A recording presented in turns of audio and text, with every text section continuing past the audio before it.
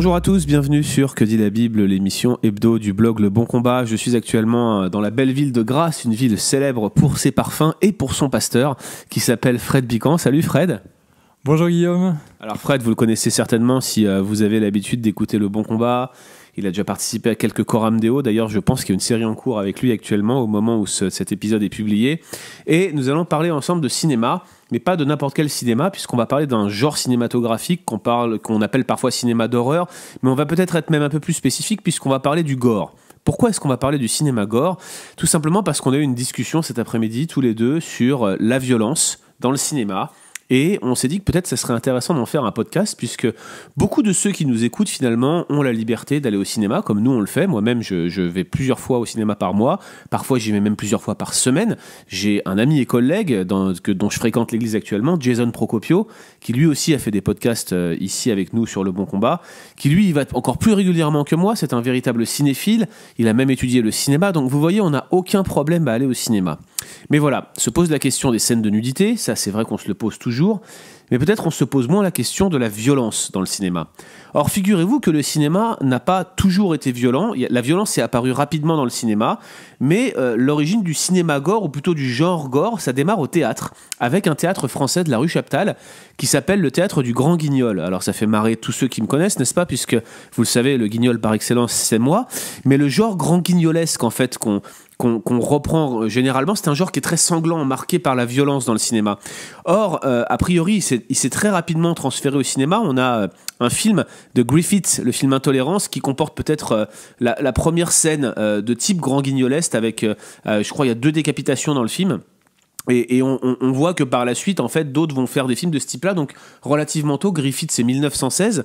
Seulement, au début des années 20, il va y avoir une série de scandales dans Hollywood, notamment le décès d'une femme, d'une actrice.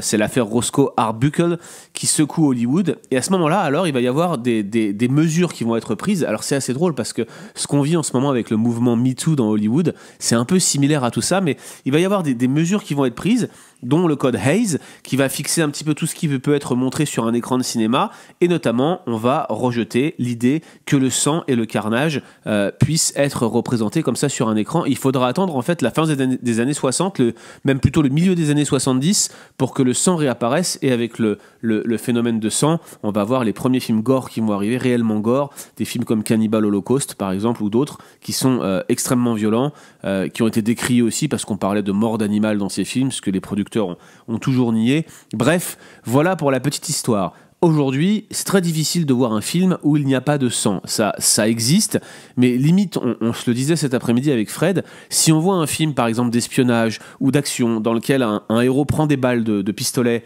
et ne saigne pas, tout de suite, on va crier au non-réalisme. Et le film, finalement, va être peut-être même moins attractif de ce point de vue-là. À tel point que la violence dans les films, on s'y est habitué.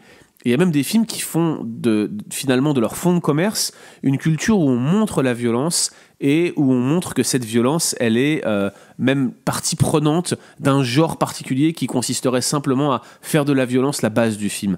Alors toi, Fred, qui t'intéresse au cinéma et qui t'intéresse aussi à l'apologétique culturelle, déjà, est-ce que tu es OK pour qu'une certaine forme de violence puisse être visible, par exemple dans un film d'espionnage ou dans un film d'action ? Qu'est-ce que toi tu en penses déjà de ce point de vue-là ?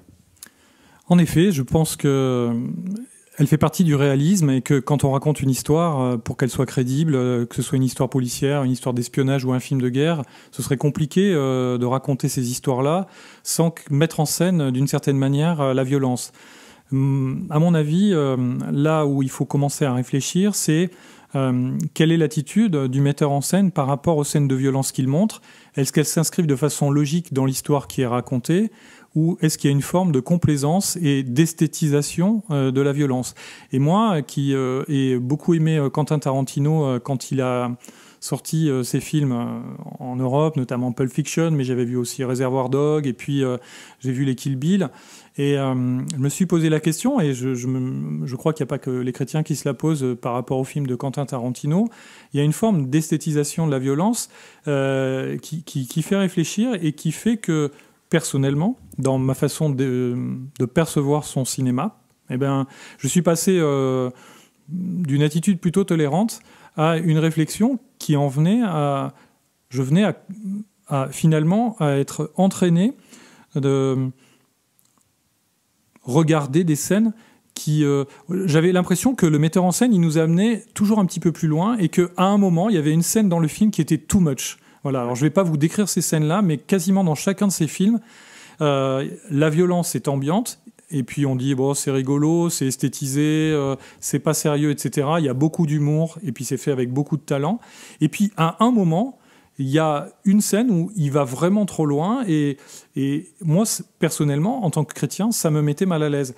Un petit peu comme si la scène nous amenait à glisser vers quelque chose de plus fort et on la sentait pas arriver parce que un petit peu comme la grenouille qui est en train de bouillir dans l'eau froide et finalement à la fin elle est complètement prise dans ça. C'est un petit peu ce que tu veux décrire. Exactement. Et donc je me sentais prise en otage par un film de bonne qualité qui m'amenait finalement dans un endroit où j'avais ou à considérer ou à regarder des choses que j'avais pas envie de voir et des histoires que j'avais pas envie d'entendre. Alors c'est très dommage parce que malgré tout j'ai de l'admiration pour ce metteur en scène. J'ai beaucoup aimé Jackie Brown par exemple parce qu'il me semble que là il n'y a pas cette scène too much quoique selon les sensibilités. Et ça m'a amené à réfléchir aussi par rapport au cinéma en se disant mais finalement où est le curseur en tant que chrétien? Où doit-on placer le curseur? Est-ce que moi je dois dire je suis mal à l'aise avec Pulp Fiction, donc je dois dire à tous les chrétiens, vous ne devez pas voir Pulp Fiction, ou est-ce qu'il y a une forme de responsabilité personnelle pour chacun des gens qui vont voir les films et qui doivent se poser la question en disant mais où ça m'entraîne et qu'est-ce que j'éprouve quand je sens ça? Et si au moment où je regarde le film, que ce soit Tarantino ou un autre film, est-ce que je suis en paix avec le Seigneur en regardant ça? Alors je sais que ça semble bizarre comme formule, ça peut sembler un peu légaliste, mais c'est justement pas ça. C'est pas du légalisme.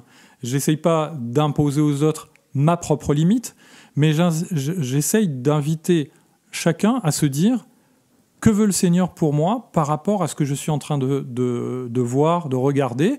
Est-ce que je me sens mal à l'aise? Est-ce que ça me pousse à des pensées qui seraient pas justes, qui seraient pas bonnes, qui polluent mon esprit, qui polluent ma mémoire, ou est-ce que c'est quelque chose que je peux gérer comme une poursuite entre deux espions dans un film et que ça n'aura pas plus d'influence que ça?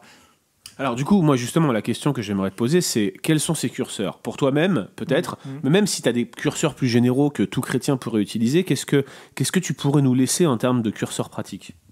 Donc il y a, à mon avis, deux types de curseurs. Il y a des curseurs qui me semblent des limites absolues, c'est-à-dire des films qui délibérément, dans leur projet, dans leur titre et dans leur mise en scène, dans l'histoire qu'ils se proposent de raconter, affirment que le sujet dont ils vont traiter touche quelque chose qui pour moi est un interdit clair. Par exemple, les films pornographiques, alors ça semble une évidence, mais c'est un projet filmique qui peut être plus ou moins bien réalisé, plus ou moins esthétique, mais d'emblée, le sujet fait que, pour moi, il y a un interdit, une limite à ne pas franchir. Les films qui ont une complaisance, dont le fond de commerce absolu, c'est d'être complaisant sur des scènes de violence et de torture. On vous fait... toute l'histoire du film, elle va tourner autour de... On emprisonne des gens et on va les torturer doucement, de façon de plus en plus sadique, et on va faire un succès avec ça, parce que c'est bien mis en scène, etc. Et donc je fais par exemple allusion à des films comme Saw, où pour moi, là, il y a un interdit qu'on est en train de franchir, c'est-à-dire qu'on fait d'un spectacle de la torture. Et après, on va s'offusquer que Daesh décapite des gens et publie ça sur YouTube ou sur Internet. Mais on va au cinéma pour voir ce genre de choses. Il y a quelque chose qui n'est pas cohérent. Et je ne pense pas qu'un chrétien puisse être à l'aise en voyant ce type de film. Et puis de toute façon, j'allais dire, les chrétiens doivent aussi regarder les trucs de Daesh sur Internet. Moi, je me souviens, la première fois que j'ai vu une décapitation de ce type, je travaillais à Total à l'époque. Je travaillais chez Total Gas, ça devait être en 2004. Et il y avait un collègue qui m'avait montré une décapitation d'un soldat russe par un salafiste tchétchène, en fait. Moi, je m'y attendais pas du tout. Il me l'avait montré devant les yeux. Il m'avait dit, tiens, regarde, en rigolant. Puis j'ai vu une décapitation en live. C'était absolument horrible. J'en ai rêvé jusqu'à... Ça a dû me faire cauchemarder pendant des mois et des mois. Et c'est vrai qu'on peut retrouver ce genre de scène dans un film comme Saw. Alors moi, j'ai vu les Saw. Je tiens à le dire, une confession publique à nos auditeurs de Que dit la Bible. Moi, j'ai regardé des films comme Saw. Mais j'ai vu aussi des films que toi, tu ne serais pas prêt à voir ou sur lesquels, personnellement, en voyant cette violence stylisée ou même de l'occultisme stylisé, j'avais pas de problème avec ça. Par exemple, j'ai vu L'Exorcisme, Mais toi, tu me dis, l'exorciste, pardon, et non l'exorcisme, et toi, tu me dis, moi, je n'irai pas le voir. Alors, est-ce que tu peux expliquer pourquoi ? C'est un peu dans ce principe absolu, si je comprends bien. C'est ça. Moi, j'ai vraiment l'impression que là, il y a une ligne à ne pas franchir, parce que quand on esthétise, nécessairement, quand on est dans un film, on présente les choses d'une façon idéale, qui est pas forcément réaliste, mais qui est dans un projet artistique qui va valoriser le sujet. Et pour moi, c'est impossible que dans un cinéma de divertissement, on aille voir un film dont le but est de valoriser l'occultisme, d'une manière ou d'une autre. Donc les scènes de possession, les esprits, etc. Et moi, j'ai le sentiment que parmi la jeunesse, aujourd'hui, il y a des jeunes qui, à travers le cinéma d'horreur et le cinéma de genre type possession, etc., finissent par être séduits, par être attirés vers l'occultisme d'une façon pernicieuse, y compris dans les milieux chrétiens, et finissent par se mettre sous une influence qui n'est pas la bonne, et à ouvrir une porte à un adversaire qui voudrait leur faire du mal à travers soit cette violence esthétisée, soit ce type de sujet qui flirte avec l'occultisme comme si c'était quelque chose de cool. Moi, je pense que là, il y a une limite à ne pas franchir. Ça, c'est les curseurs qui sont absolus. Après, il y a des curseurs qui sont relatifs à l'individu. En tant que chrétien, la Bible, elle nous responsabilise dans la façon dont nous vivons, dont on gère notre vie, dont on fait notre travail, etc. Et notre relation au loisir, eh bien, elle doit être responsabilisée devant Dieu, c'est-à-dire tout ce que je fais, je dois le faire en me disant ce que je fais, est-ce que je le fais dans un état d'esprit qui glorifie Dieu ? Est-ce que ce que je fais a une mauvaise influence sur moi ? Est-ce que ça m'éloigne du Seigneur ? Ou est-ce que c'est quelque chose de neutre ? Et j'aime bien, comme texte de référence, le texte biblique de Romains 14, parce que Paul, dans l'Épître aux Romains, justement, à ce chapitre 14, il essaye de départager les gens qui sont hyper stricts dans leur vie et qui se privent de tout d'un côté, et de l'autre, les gens qui sont hyper ouverts et qui s'autorisent tout, en termes de respect des dates religieuses, même en termes de nourriture.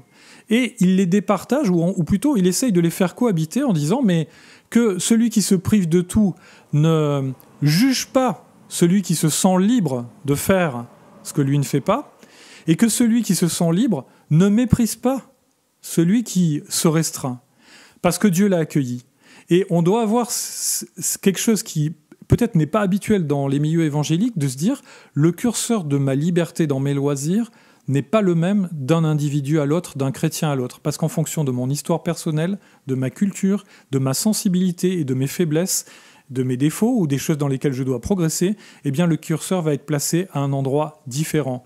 Et celui qui place le curseur, c'est normalement, dans ma relation avec Christ, le Saint-Esprit, dans ma sanctification.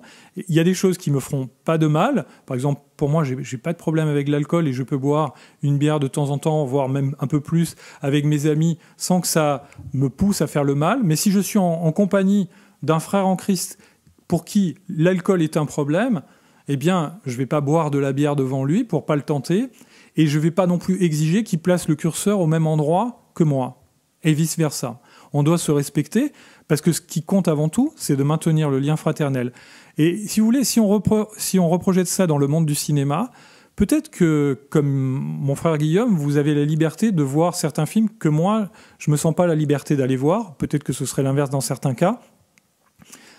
Le critère pour aller voir un film, ça peut pas être simplement j'ai un ami chrétien qui l'a vu, donc c'est bon pour moi. Ouais, c'est clair. Sinon, on est malhonnête et on n'assume pas notre propre responsabilité. Voilà.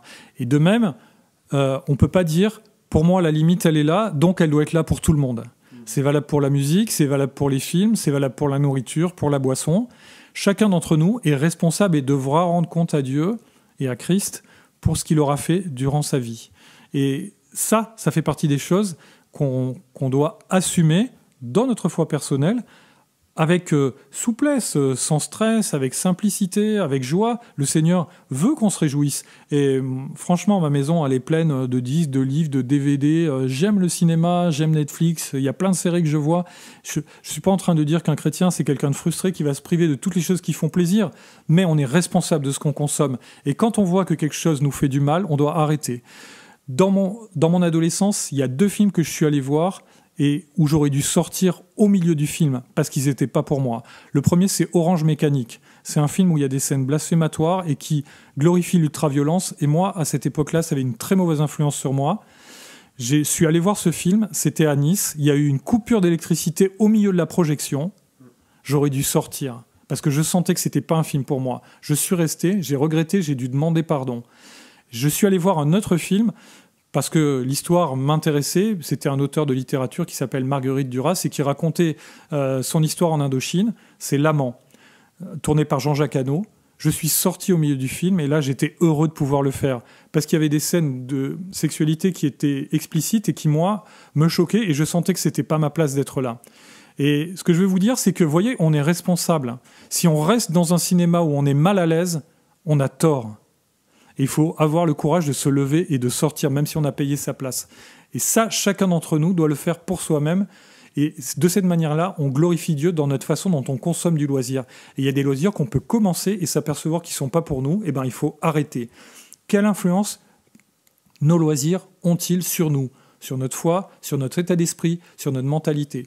Si le but, c'est de nous rendre insensibles aux autres, de nous faire considérer les femmes comme des objets, comme dans la pornographie, ou de faire considérer que torturer quelqu'un, c'est quelque chose de cool qui peut être rigolo ou juste fascinant ou qui nous met un peu de piment entre deux pizzas et une bière avec les copains, est-ce que c'est juste ? Je pense qu'on ne peut pas faire l'économie de se poser ces questions-là, et c'est pas moi de répondre à votre place pour savoir où le curseur va être dans votre vie, mais c'est à vous, dans votre relation avec Christ, de savoir où le curseur doit être placé.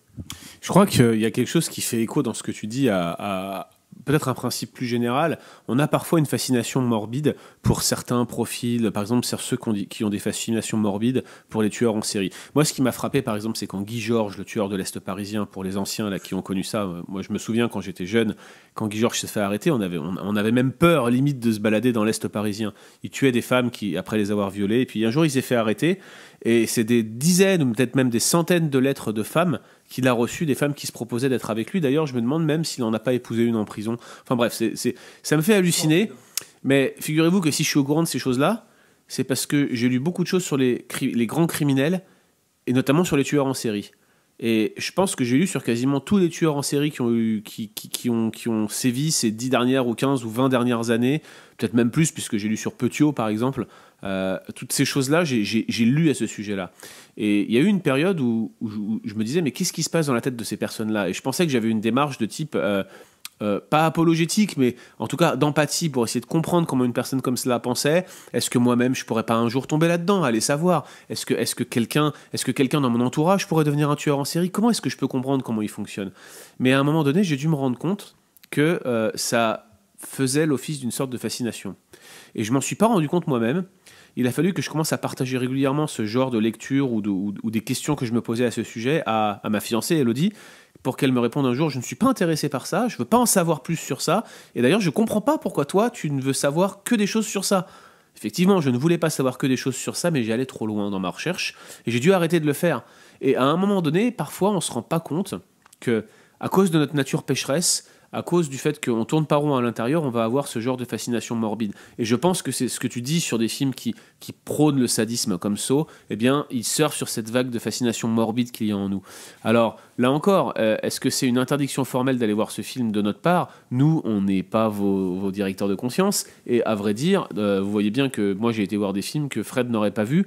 C'est vrai que moi je suis de plus en plus gêné par la violence gratuite au cinéma, d'autant plus que la violence réelle est beaucoup plus crue, souvent, et bien souvent, elle est stylisée d'une manière qui la rend banale. À un moment donné, peut-être bien qu'en Occident, on a perdu l'art de souffrir au quotidien, si je puis me permettre, tout en étant fasciné par la souffrance des autres. Peut-être bien qu'on devrait creuser la question, il y a beaucoup de choses à dire là-dessus. En tout cas, merci Fred pour ces remarques éclairantes. Que dit la Bible au sujet de la violence dans les films de cinéma ? Eh bien, probablement qu'il y a certaines choses dont il faut absolument s'abstenir, mais sur d'autres, il y a une liberté qui est basée sur votre conscience, elle-même sanctifiée par l'Esprit, mais surtout sur la liberté de l'autre. Merci Fred, on se dit à bientôt. À bientôt.